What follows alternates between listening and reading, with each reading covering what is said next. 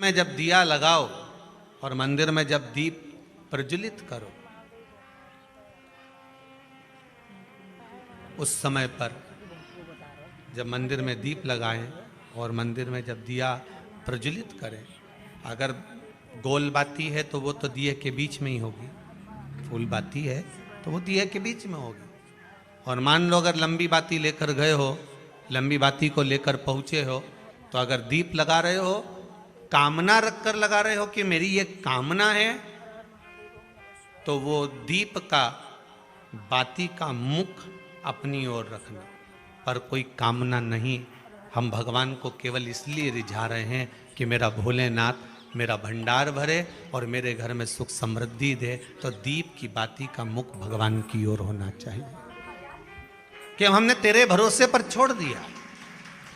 अब हम किसी से नहीं पूछेंगे कि हमें क्या करना है, ये दीप की जो बाती का मुख है वो आपकी ओर है। अर्थात मेरा जो जीवन है, मेरा जो संपूर्ण परिवार है, मेरा जो कुटुंब है, मेरा जो कबीला है, मैं जिस घर में निवास करती हूँ, मैं जिस घर में रहता हूँ, उस घर का संपूर्ण कारभार सब तुम्हारे भरोसे पर है। तो बाती का मुख कहाँ हो गया? भगवान की ओर हो गया। बाती का मुख फिर भगवान की ओर। पर ज्यादातर लोग दिया जो लगाते हैं ना, वो अपनी ओर बाती करके ही लगाते हैं। मतलब इनकी कामना चलती ही रहती है 24 घंटे।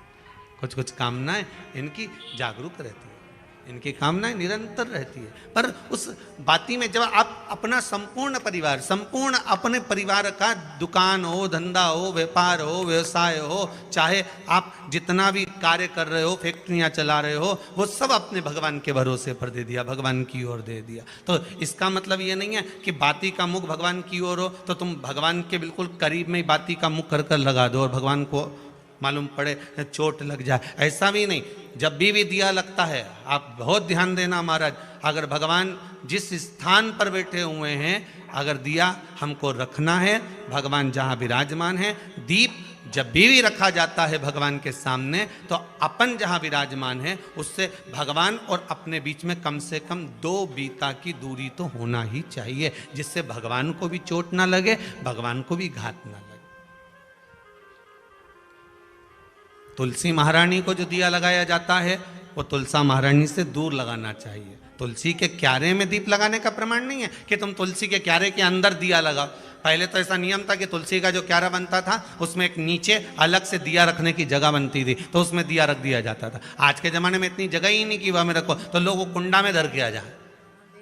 अब वो कुंडी में रख के आए, मालूम पड़े तुलसी महारानी का पत्ता मुरझा जाता है, तुलसा महारानी भी ऐसी मूर्छित हो जाती है, तुलसा महारानी भी चारों तरफ से वो दिए की लो से जल जाती है। ऐसा दीप लगाने का कोई फायदा नहीं, ऐसे दीप की कोई महत्वता नहीं है। किसी को कष्ट देकर, किसी को परेशान कर कर, देवता हो चाहे आप हो, आप किसी को कष्ट देकर, किसी को परेशान कर कर अगर भजन कर रहे हो तो उसका कोई सुख नहीं है हमारा, उसका कोई आनंद नहीं है।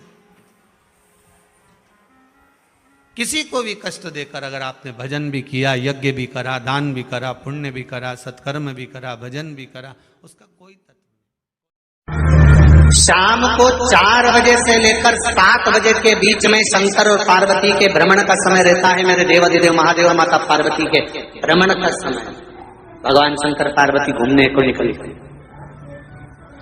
इसलिए हमारा सनातन धर्म कहता है शाम के समय पर माताओं को झाड़ू नहीं लगाना चाहिए, शाम के समय पर माताओं को चूड़ी बिछिया नहीं बदलना चाहिए, शाम के समय पर माताओं को मांग में सिंदूरा नहीं भरना चाहिए, शाम के समय पर माताओं को बाल नहीं बांधना चाहिए, शाम के समय पर माताओं को चौखट पर नहीं बैठना चाहिए। उसका कारण क्या है? क्योंकि पार्वती जी ने भगवान भोलेनाथ जी से कहा था कि तुम मुझे रोज शाम के समय प्रदोष काल में भ्रमण के लिए लेकर जाते हो, मेरे लिए आज्ञा क्या है? शंकर भगवान ने कहा सुनो पार्वती, मंदिर के अंदर नंदी रहता है, जाने वाला यात्री जब मंदिर में मेरा दर्शन करने आता है तो नंदी के कानों में कहकर जाता है कि शिव जी को मेरे यहाँ लेकर आना। मैं नंदी के अनुसार उनके घर जाता हूँ, मेरा काम है उनका कल्याण करना और तेरा काम है उनके घर की नारी को अखंड सौभाग्यवती का वर प्रदान करना, ये तेरा काम। तब पार्वती माता ने कहा अखंड सौभाग्यवती होने का वर मैं तो दे दूंगी, पर उस समय पर माताएं चूड़ी बदल रही होगी, हाथ से चूड़ी निकाल रही होगी, तो मैं वर कैसे दे सकती हूँ? मांग भर रही होगी तो मैं वर कैसे दे सकती हूँ? उस समय पर चूड़ी बिछिया बदला जा रहा होगा तो मैं वर कैसे दे सकती हूँ? उस समय पर झाड़ू लग रही होगी तो मैं लक्ष्मी को वहां कैसे भेज सकती हूँ? आप बताओ। तो शंकर भगवान ने कहा प्रदोष का समय एक ऐसा समय होता है, शाम का समय ऐसा होता है जिस समय पर केवल शंकर और पार्वती की आराधना का समय होता है। हम तो कई लोगों से कहते हैं अगर आपके यहाँ संपदा नहीं आ रही है, बहुत मेहनत कर रहे हो, फल नहीं मिल रहा, कहीं नौकरी, कहीं सर्विस या कहीं व्यापार या व्यवसाय में कहीं तकलीफ आ रही है, हम सबसे कहते हैं शाम का समय पकड़ लो, शंकर जी के मंदिर में दिया लगाना प्रारंभ करो। शिव मंदिर में अगर दिया नहीं लगा रहे हो तो बेलपत्री के पेड़ के नीचे दिया लगा। बेलपत्री और शंकर जी के मंदिर में दिया नहीं लगा रहे तो शंकर जी के मंदिर के बाहर चौखट पर दिया लगा। इतना भी नहीं कर सकते तो अपने घर के बाहर अपने द्वार पर दिया लगा दो और शंकर जी के नाम का श्री शिवाय नमस्तुभ्यं बोलकर शंकर भगवान को याद कर कर अपनी कामना कर कर बाबा का स्मरण कर कर पंचाक्षर मंत्र नमः शिवाय, षडाक्षर मंत्र ओम नमः शिवाय, द्वादशाक्षर मंत्र ओम नमो भगवते वासुदेवाय, जो मंत्र तुमको याद है उसका स्मरण कर कर लक्ष्मी हो चाहे नारायण हो चाहे राम हो चाहे कृष्ण हो स्मरण कर कर शाम के समय बाहर दिया लगा दो, दरवाजे के पास लगा दो, वो सुनेगा जरूर, आएगा तो उसका वेलकम जरूर होगा और वो कुछ लेकर जरूर जाएगा। नियम तो बनाओ,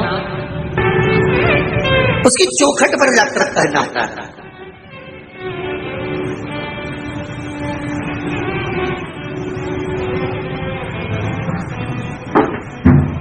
बृहस्पति महाराज ने कहा कि शाम का समय जो प्रदोष का समय होता है उस समय पर इंद्रदेव तुम शंकर जी की आराधना करो। शिव आराधना से शंकर जी जो मार्ग प्रशस्त करेंगे, शिव आराधना से जो शंकर जी कहेंगे वो तुम करना, ठीक है? आराधना करी बाबा भोलेनाथ जी।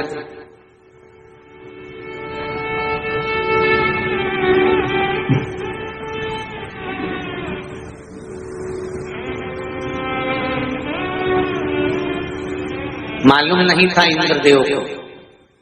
बृहस्पति महाराज ने प्रदोष की महत्वता समझाई तो प्रदोष का समय जानकर शंकर जी पर 7 बेलपत्र प्रदोष के दिन इंद्र ने समर्पित कर दी बिना सोचे। कितनी बेलपत्र? 7। प्रदोष का व्रत करो चाहे ना करो, मंदिर में चढ़ी हुई बेलपत्र को उठा लो,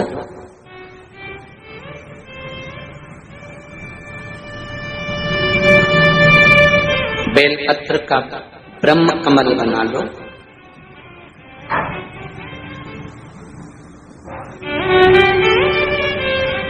ब्रह्म कमल का मतलब होता है डंडी बीच में रहे, आसपास पत्तियां रहे।